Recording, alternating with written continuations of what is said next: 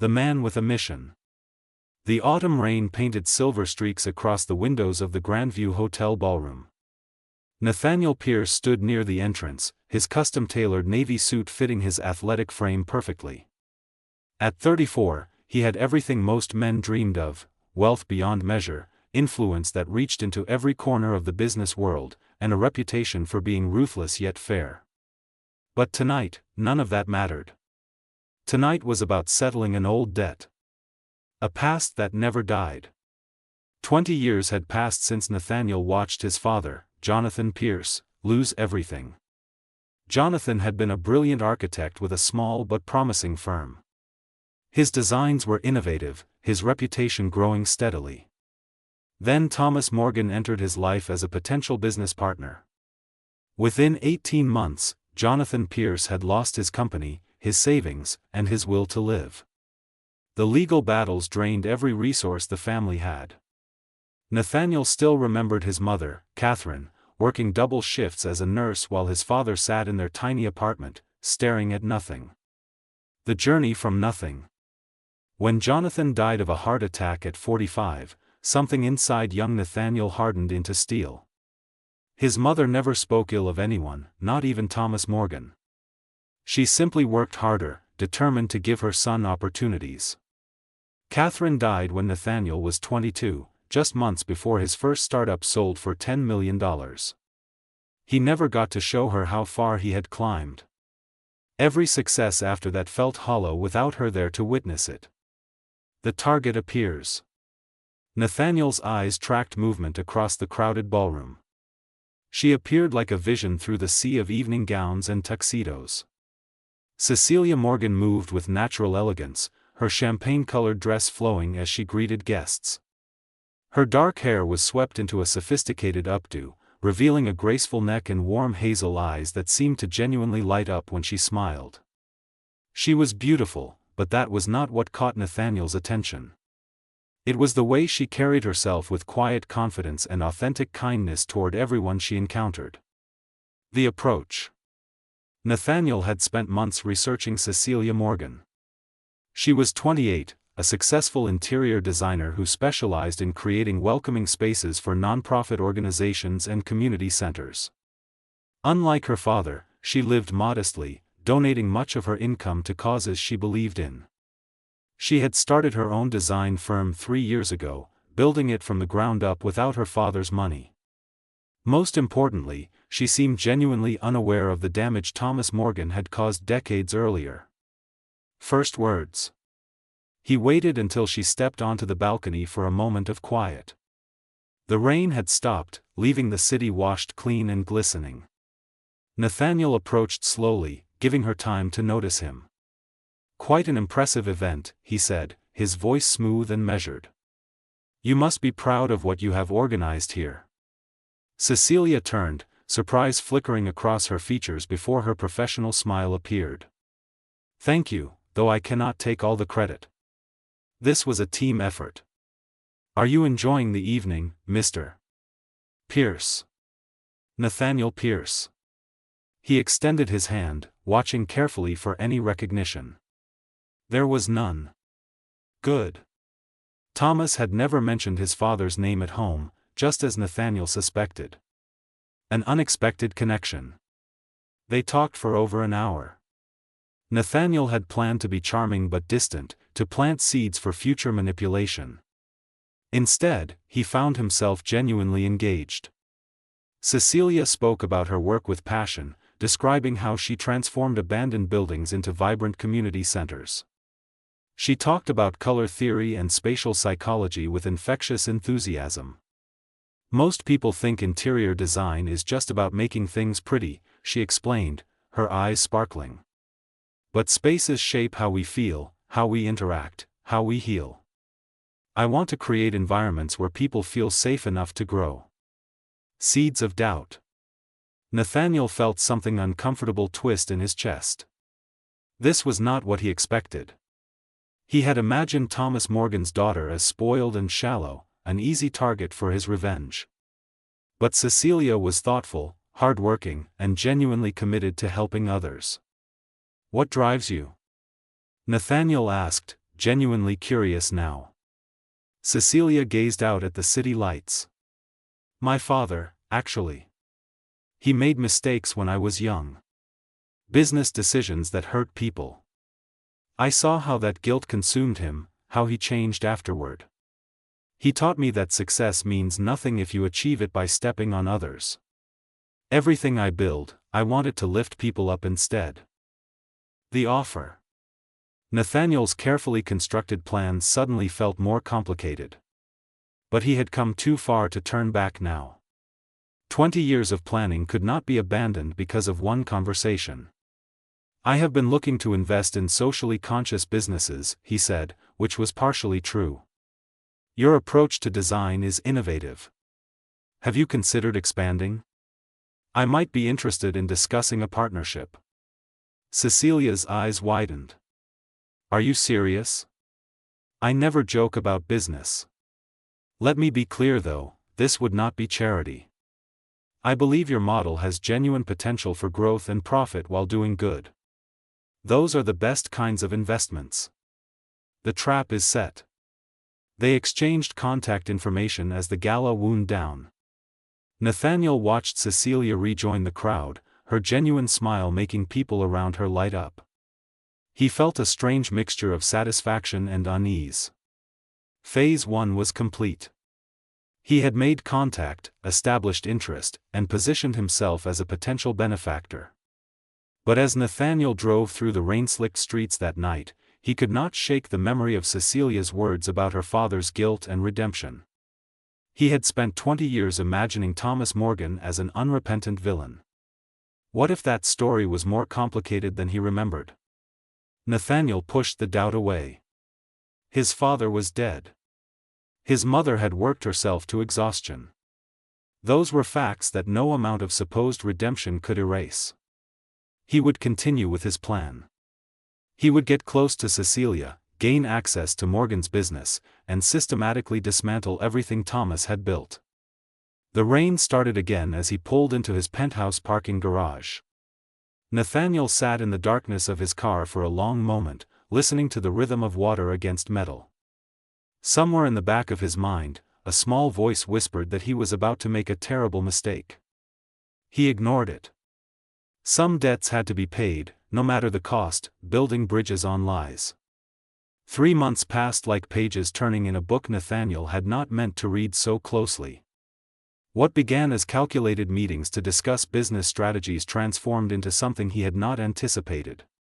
Every coffee shop conversation, every lunch meeting, every late evening reviewing design proposals brought him closer to Cecilia Morgan. And that closeness was becoming dangerously real. Their partnership officially launched on a crisp morning in November. Carter Design Solutions, Cecilia's firm, merged with Pierce Investment Group to form a new venture focused on sustainable community development. The contracts were signed, the press releases distributed, and Nathaniel found himself with exactly what he wanted: legitimate access to the Morgan family business dealings. The enemy's face.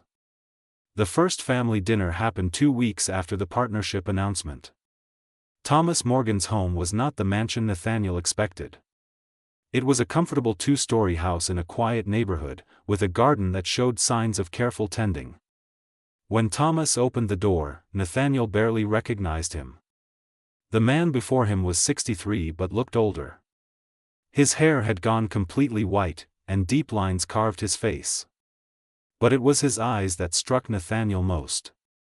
They held a sadness that seemed permanent, like a scar that never quite healed. This was not the powerful businessman who had destroyed his father. This was someone carrying the weight of past mistakes. Nathaniel Pierce, Thomas said, his voice warm but tired. I cannot tell you how grateful I am that you believe in my daughter. She has accomplished more in 5 years than I managed in 30, and she did it the right way. Uncomfortable truths. During dinner, Nathaniel learned things that complicated his neat narrative of good and evil. Thomas spoke openly about his past, unprompted and clearly pained by the memories. I was ruthless in my 30s, Thomas admitted over the main course. I believed success justified any method. I took advantage of people, stole ideas, manipulated contracts. I told myself everyone did it, that it was just business. But business decisions affect real lives. Real families. Cecilia reached over and squeezed her father's hand. She had clearly heard this before, but her expression showed compassion rather than impatience. Thomas continued, his voice rougher now. There was one man in particular. Jonathan Pierce. No relation to you, I assume? He looked at Nathaniel, who felt his heart stop for a moment before shaking his head.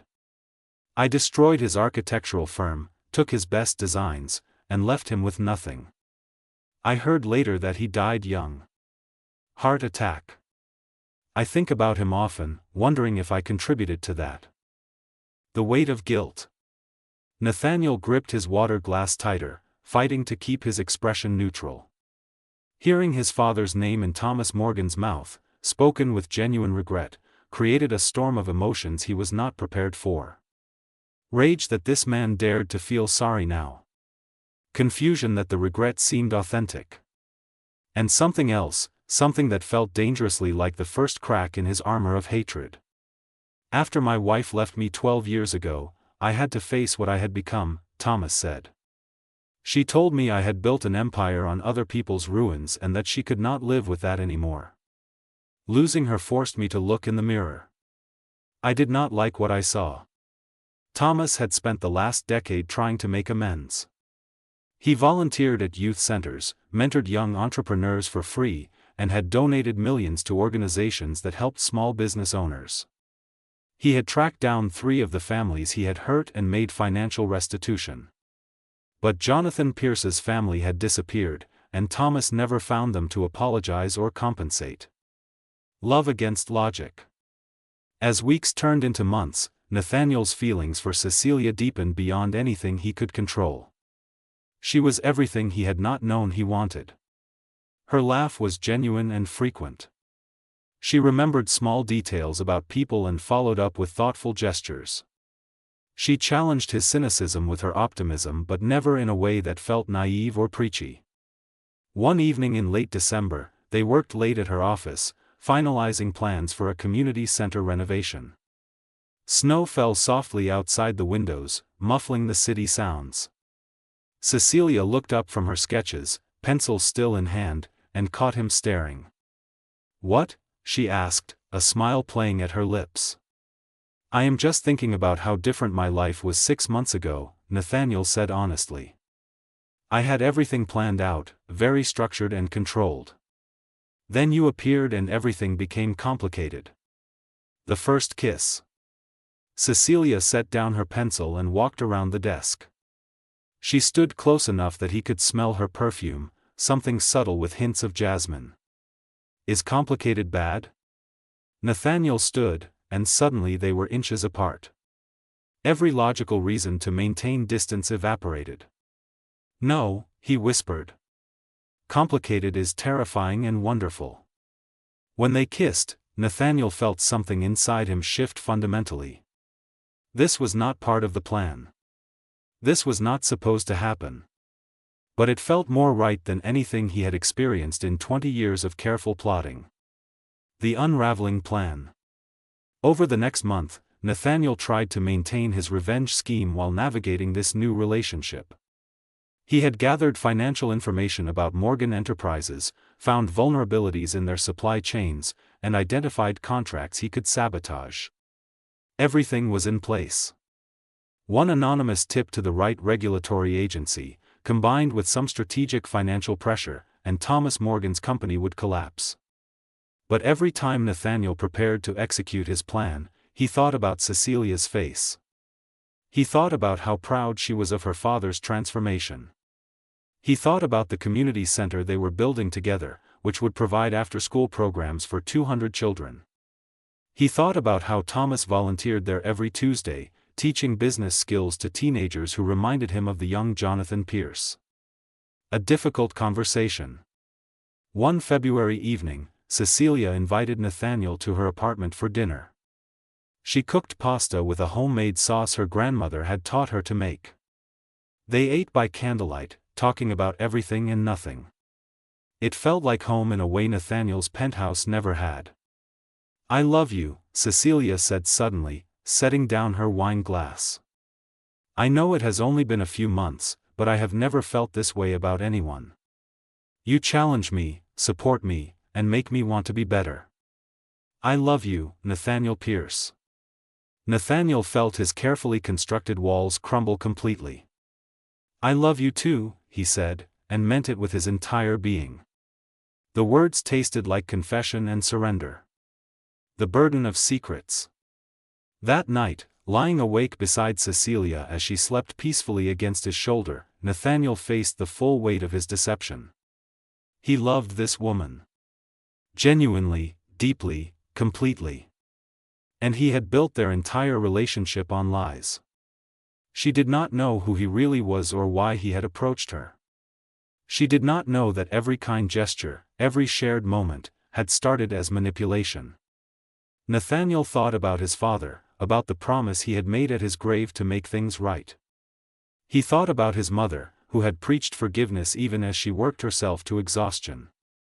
What would Catherine Pierce say if she could see him now? Would she be proud of his success or disappointed by his methods? The choice ahead. As dawn light filtered through the curtains, Nathaniel made a decision. He could not continue living this lie. But he also could not bring himself to destroy Thomas Morgan anymore. The man had already destroyed himself with guilt and spent years trying to rebuild. More revenge would not bring back Jonathan or Catherine Pierce. It would only create more pain. But telling Cecilia the truth meant losing her. She would never forgive him for the deception, for using her as a weapon against her father. Nathaniel would lose the only genuine connection he had felt in his entire adult life. The irony was bitter. He had set out to destroy his enemy and ended up destroying his own chance at happiness. Cecilia stirred beside him, opening her eyes with a sleepy smile. "Good morning," she murmured, reaching up to touch his face. "You look troubled. Everything okay?" Nathaniel kissed her forehead, buying himself a few more moments of this perfect illusion. "Everything is fine," he lied, one more time. "Just thinking about how lucky I am." But the weight of deception was becoming unbearable. Something would have to give, and soon. Nathaniel could feel the foundation of lies beginning to crack beneath him. When it finally shattered, he knew it would destroy everything beautiful he had accidentally built. The question was whether anything could survive the ruins, the unraveling.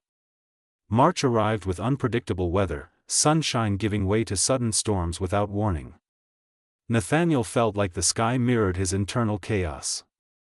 For weeks, he had been trying to find the right moment to tell Cecilia the truth. Every time he gathered courage, fear paralyzed him. How could he explain that their love had begun as a calculated lie? How could she ever trust him again? The decision was taken from his hands on a Tuesday evening. Nathaniel was working late at his office when his assistant knocked on the door with unusual hesitancy. "Mr. Pierce, there is a woman here to see you. She says it is urgent and personal. Her name is Margaret Chen." Nathaniel's blood ran cold. Margaret Chen had been his father's assistant 25 years ago. She was one of the few people who knew the whole story of what Thomas Morgan had done. He had not seen her in over a decade. A voice from the past. Margaret looked older but still sharp-eyed and direct. She sat across from his desk without preamble.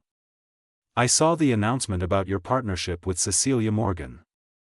I also saw you two together at a charity event last month. The way you looked at her, Nathaniel, you love that girl. Why are you here, Margaret?" Nathaniel asked, though he already suspected. "Because I know what you plan to do. You told me years ago when you were still building your first company. You said you would make Thomas Morgan pay for what he did to your father." Margaret leaned forward. "But I also know something you do not. Something your father made me promise never to tell you unless absolutely necessary. I think that time has come. A hidden truth." What Margaret revealed shattered everything Nathaniel thought he knew. 25 years ago, Jonathan Pierce had not been the innocent victim Nathaniel remembered. His father had been involved in a risky investment scheme, one that violated several contracts with Thomas Morgan's company. When the scheme collapsed, it cost Morgan nearly $2 million and threatened his entire business. "Your father panicked," Margaret explained, her voice gentle but firm. "He tried to hide what he had done by manipulating records and contracts. Thomas discovered it and retaliated. What Thomas did was ruthless, yes, but your father was not blameless, Nathaniel. Jonathan regretted it deeply. The guilt over his own actions combined with losing everything is what really broke him." Nathaniel felt the room spinning. "Why did no one tell me this?" "Your mother knew. She made me promise to protect Jonathan's memory. She thought you were too young to understand moral complexity, and later she hoped you would never need to know. She wanted you to remember your father as a good man who made mistakes, not define him by his worst moment." The photograph. Margaret handed Nathaniel an old envelope. Inside was a letter written in his father's handwriting, dated a week before his death. Nathaniel's hands trembled as he read his father's words confessing everything, expressing regret, and begging forgiveness from both Thomas Morgan and his own family. The letter ended with a plea: "Do not let my mistakes poison your future, Nathaniel. Be better than I was. Be better than Thomas Morgan was. Break the cycle." After Margaret left, Nathaniel sat alone in his dark office for hours. His entire crusade had been built on incomplete information. Yes, Thomas Morgan had been ruthless. But Jonathan Pierce had not been the pure victim Nathaniel imagined. Both men had made terrible choices that destroyed lives, including their own. The confession. Nathaniel knew what he had to do, even though it terrified him more than anything he had ever faced. The next evening, he invited Cecilia to his penthouse. He had never brought her there before, always preferring the warmth of her apartment to the cold perfection of his space. Tonight felt appropriate though. This confrontation should happen in the monument he had built to his revenge. Cecilia arrived wearing a simple blue dress, carrying a bottle of wine and her radiant smile. That smile broke Nathaniel's heart because he knew it would disappear forever in the next hour. "I need to tell you something," Nathaniel said before she could even set down the wine. "And after I do, you will probably never want to see me again. But you deserve the truth." Everything revealed. He told her everything. How his real name was Nathaniel Jonathan Pierce, son of the man her father had destroyed. How he had planned for years to get revenge by infiltrating her life and ruining Thomas Morgan's business. How their meeting had not been coincidence but careful orchestration. How every coffee, every conversation, every moment of their early relationship had been part of a calculated scheme. Cecilia stood frozen, her face cycling through shock, disbelief, and finally devastation. "You used me," she whispered. "Everything we shared, it was all manipulation?" "At first, yes," Nathaniel said, his voice breaking. "But Cecilia, I fell in love with you. Really, truly in love. Somewhere along the way, the revenge stopped mattering and you became everything. I abandoned the plan months ago. I could not hurt you or your father anymore." The breaking point. "Months ago?" Cecilia's voice rose. "You have known for months that our entire relationship was built on lies and you said nothing? You let me fall deeper in love with someone who does not even exist. The man I love is not real, Nathaniel. He is a character you created to destroy my family."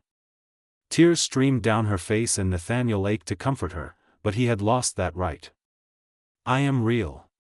My feelings for you are real. Everything from the past 3 months has been genuine. How can I believe anything you say?" Cecilia grabbed her purse with shaking hands. "You are a liar. A manipulator. You deliberately seduced me to hurt my father. Do you understand how violated I feel right now?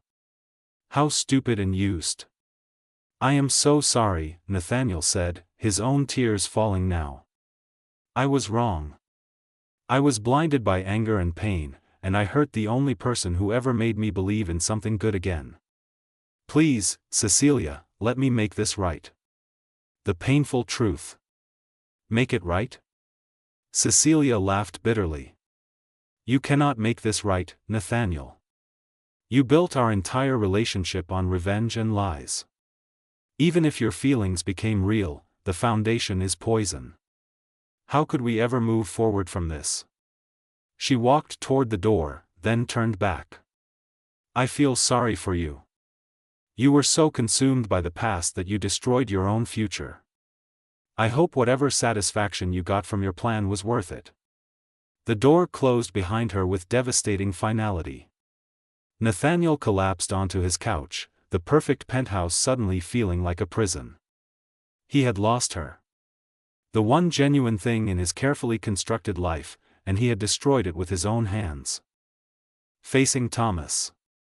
The next morning, Nathaniel received a call from Thomas Morgan requesting a meeting. He expected anger, possibly legal threats. Instead, Thomas invited him to the community center they had been building together. The renovations were nearly complete, bright murals now covering walls that had been gray and depressing. Thomas stood in the main hall, looking at the space with satisfaction. When Nathaniel entered, the older man turned with an expression that held no rage, only profound sadness. Cecilia told me everything, Thomas said. She was devastated, crying in a way I have not seen since her mother left. You hurt my daughter terribly, Nathaniel Pierce. For that, I could hate you. I hate myself, Nathaniel replied quietly. I came here wanting to destroy you for what you did to my father. But I learned that the story is more complicated than I believed. My father was not innocent, and you have spent years trying to make amends. I was pursuing revenge against a version of you that no longer exists. Unexpected understanding. Thomas walked to a window overlooking the neighborhood. I knew your father, Nathaniel. After Margaret contacted me yesterday, I dug through my old records. Jonathan Pierce was brilliant and flawed, just like I was. We were both ambitious men who made terrible choices that hurt people we loved. I destroyed his business, and that was wrong regardless of what he had done. I have carried that guilt for 25 years. He turned to face Nathaniel. But you know what the real tragedy is? We have both wasted so much of our lives on anger and guilt. Your father died young, consumed by his mistakes. I lost my wife and years with my daughter because I could not let go of who I used to be. And now you have lost the woman you love because you could not release your need for revenge. A difficult question. The question is, Thomas continued, are you going to spend the next 20 years hating yourself and mourning what you lost? Or are you going to do the hard work of becoming someone worthy of a second chance? Nathaniel felt something shift inside him. I do not deserve a second chance with Cecilia. The pain I caused her is unforgivable. Maybe, Thomas agreed. But that is her decision to make, not yours. Your job is to become the man who deserves forgiveness, whether you ever receive it or not. That is what real redemption looks like, Nathaniel. Not grand gestures or revenge, but daily choices to be better than you were yesterday. The long road. Over the next 6 months, Nathaniel focused on making genuine amends. He completed funding for the community center and established a scholarship fund in his father's name for young entrepreneurs. He tracked down 2 other families his revenge research had revealed Thomas Morgan had hurt and provided anonymous financial support. He started volunteering at the same youth center where Thomas worked, teaching disadvantaged teenagers about business ethics and second chances. He saw Cecilia occasionally at charity events, both of them committed to the causes they had once championed together. She was polite but distant, her warmth replaced by professional courtesy. Each encounter felt like a knife to his heart, but Nathaniel accepted the pain as deserved. He had broken something precious, and some things could not be repaired. An unexpected letter. 9 months after their devastating breakup, Nathaniel received a letter. Cecilia's handwriting on the envelope made his heart race. Inside was a single page. Nathaniel, I have spent 9 months angry, hurt, and trying to understand what happened between us. I spoke with your father's former assistant. I read his letter. I talked with my father about forgiveness and second chances. I am not ready to trust you again. I may never be. But I see the work you are doing, the genuine changes you are making. You are becoming the man you pretended to be. That counts for something. If you want to try being honest friends, no lies, no hidden agendas, just two people who care about making the world better, I am willing to try. Just friends, Nathaniel. That is all I can offer. The rest depends on time and whether you continue choosing to be better. Meet me at the community center this Saturday at 10. We can paint the children's reading room together. Cecilia. New beginnings. Saturday morning arrived with clear skies and gentle warmth. Nathaniel arrived at the community center early, his heart pounding with nervous hope. When Cecilia appeared, she wore paint-stained jeans and one of her genuine smiles, though more cautious than before. "Thank you for coming," she said simply. They painted in comfortable silence for a while, transforming walls into a bright mural of children reading under a magical tree. Slowly, they began talking about safe topics, the community center programs, upcoming fundraisers, books they had read. It felt fragile and uncertain, but it also felt honest in a way their early relationship never had. "I cannot promise you anything," Cecilia said as they cleaned brushes at the end of the day. "I do not know if I can ever fully trust you again or if we can be more than friends. But I believe people can change. My father changed. Maybe you are changing too." The gift of hope. Nathaniel nodded, accepting her terms completely. "I will spend the rest of my life proving that I am worthy of your friendship. And if that is all we ever have, I will be grateful for it. You taught me that love is not about possession or revenge. It is about becoming someone who adds light to another person's life instead of darkness."